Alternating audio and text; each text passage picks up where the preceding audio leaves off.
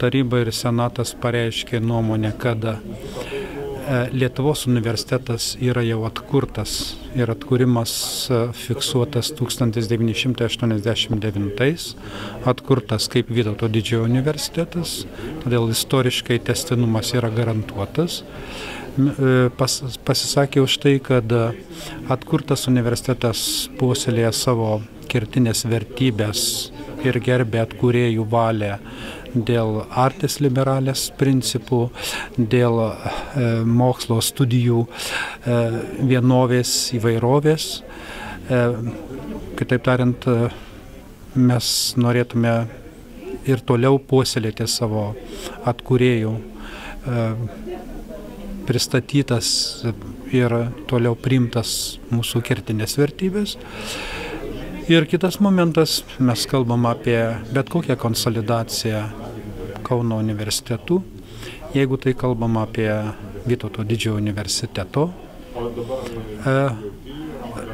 kontekste, Vytauto Didžiojo universiteto vertybių kontekste ir pačių įvairiausių naujų formų paieškoje. Taip pat Senatas taryba mano, kad vertėtų ir kviečia Kauno universitetus daryti bendrą grupę, kuri galėtų parengti tolesnio bendravimo formų, kažkokius paieškos scenarijus, formas, galiausiai numatant viziją to konsolidavimuose, bet Vytauto Didžiojo universiteto vardu.